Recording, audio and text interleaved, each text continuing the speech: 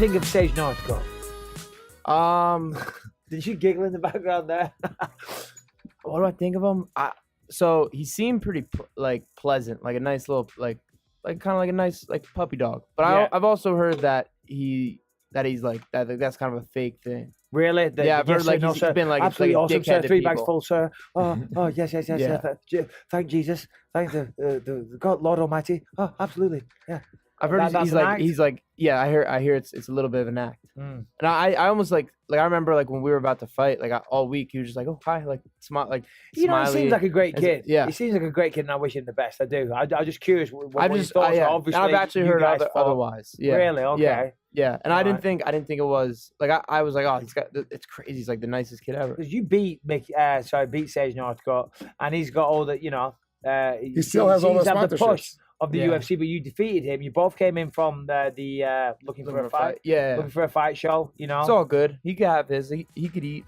You know, I'm gonna eat too. Yeah, no, absolutely for sure, man. Man. You're 26. Yeah, you got a bright future ahead of you, and I just wondered, how does it make you feel? That doesn't really bother me. No.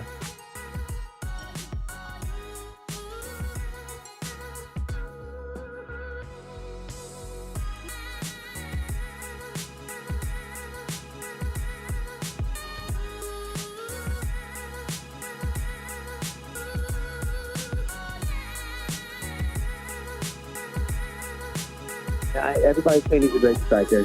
From what I've seen, he keeps his right side forward. He throws his left hand, throws his left leg, likes to throw a few elbows. But to be honest with you, not very impressed by Darren Till. I think Masvidal's a better fighter. Wow. I think he brings more to the table than Darren Till. And that's just me. I mean, Darren Till's young. I mean, he had 4 fights in the UFC right now? And the first 3 guys, I didn't know who those guys were. I don't even know who those guys are. But you know what? We're going to be seeing, anybody in the UFC is good. If you're at the lowest end or the highest end, you have a chance to get knocked out quickly. And Darren Till, the way he's been going through from what I've seen in the fight, he's very durable, tough. He likes to throw that left hand. He throws it hard. He's got the chance to knock you out. So everybody's got that chance to do it. So I still got to be on my P's when I step out there in Liverpool, in his hometown. And I hear, this is not the first time I've been in enemy territory. Fighting Warren McDonald in Ottawa, Canada, that was pretty intense. That was fun. But I hear the fans in Liverpool are a little bit more passionate about their fighters. So you know what? We'll see, man. We're gonna go out there and have some fun.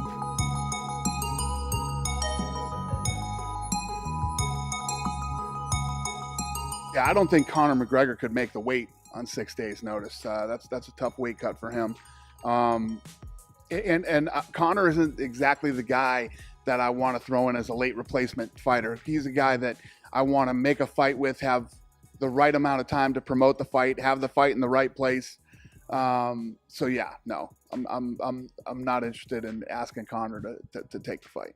Well, you said that he could be interested in fighting in the fall. Do you think it still is against the winner of this fight? And when I say that, that's why I'm not going to throw him in a Frankie Edgar fight with a couple weeks notice. But yeah, I think that Conor could return in September and could be against one of these guys.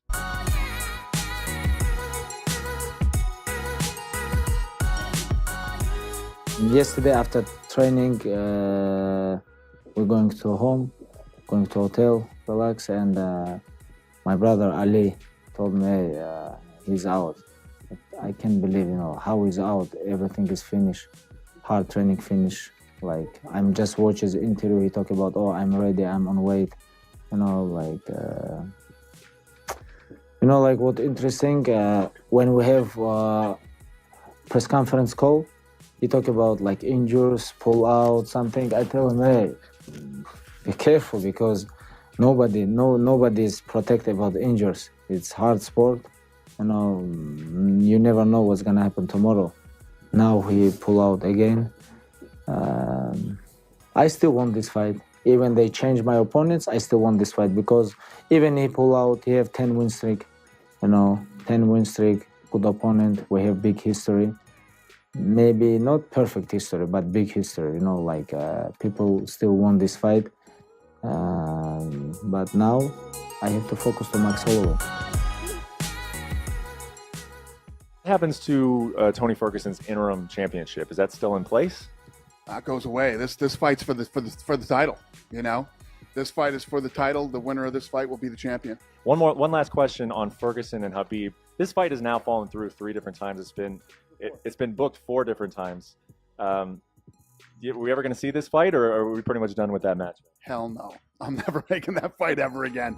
Ever.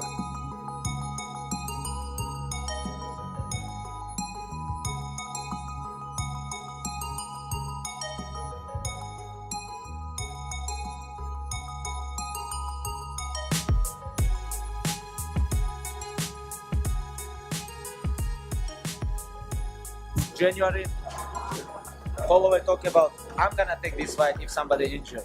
Do you have an insurance policy in place if one of these guys can't make the fight? You got a 45 champion. I would gladly take that spot after March 3rd. Now, Tony is out, he take this. Thank you, Holloway. Thank you. But Saturday night, be ready. Saturday night, long night for you.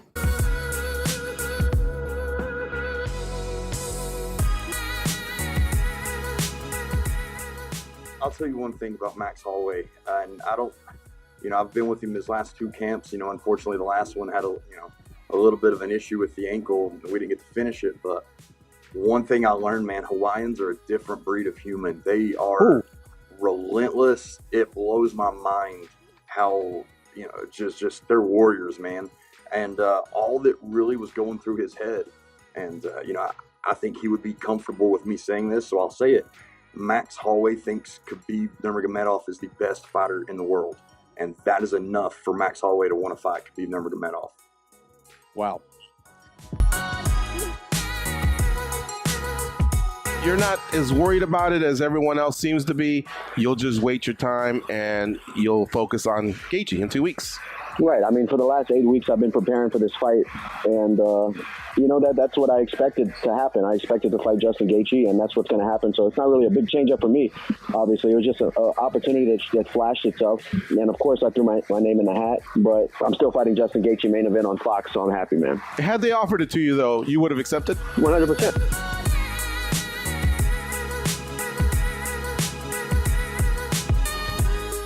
I mean, is Ferguson overtraining, Kenny, right? Is that question fair to be asked? Right. I mean, it's a non-contact injury. We see them all the time in other sports, in basketball and American football. But, maybe this injury would have happened in the fight, right? Maybe this injury would have happened.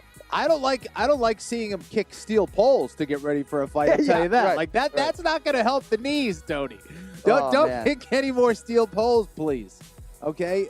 It's not going to make you any tougher. We get it. You're a tough guy. But, this is devastating, man. How about this? We haven't really talked about the fact that Tony was the interim champ, correct? Yep. So now, again, he was the interim champ, so it's not as much of a big deal. But not only does he not get a chance to fight Khabib, he gets his belt stripped as well. He's not going to be the champ anymore after this fight. Cruel. It's Cruel terrible. world. Oh, my God. It's brutal, man. I don't get it. This fight is absolutely cursed, and I totally get Dana. I totally get Sean Shelby and all those guys who are just like, I'm done. Not doing this fight anymore.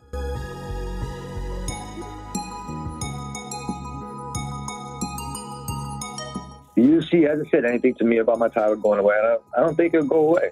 They shouldn't strip a champion due to a freak injury that happened during a UFC obligated media event. I mean, seriously, there is a precedent of having a fight for the real title and keeping an interim title intact. They just did that with Robert Whittaker last year.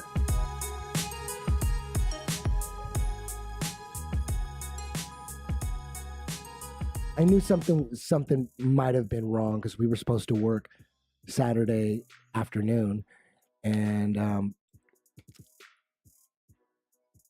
he never no-shows. He's late a lot, but he was late, and I'm just hanging out in front of the studio. He's got his own gym now. And after a while, I didn't return his text. I'm like, he's a fucking superstar. There's a lot of shit going on, so I just said, okay, fuck it. So I left and went on with my day, went in the studio, and then I get the text like at 11:25 at night, Saturday night. He said, I fucked up my knee. blew my fucking LCL out. He wants to fight. He wants to fight. He did not want to fight, but his doctor said, you can't fight. And he was like, I need a second opinion. So he went to the UFC doctors. They said, nope, you can't fight. His LCL's detached from his knee, according to. So it's pulled from the bone. It's pulled off the bone. Yeah. That's what they said. It's really, it's not like, usually you That's tear. how Dana described it. When I say Tony wanted to fight, he would have fought with that shit. He didn't give a fuck. They wouldn't let him fight. He wanted to fight. Was he walking with sunglasses on indoors? I don't know. I don't know what he was wearing. This is what Dana was saying, I think. Said he tripped over some wires. Some, those thick cables that they lay. Yeah. Apparently he tripped over one and fell. Fucking. That's insane. It's the craziest thing ever. It's insane. It's so crazy.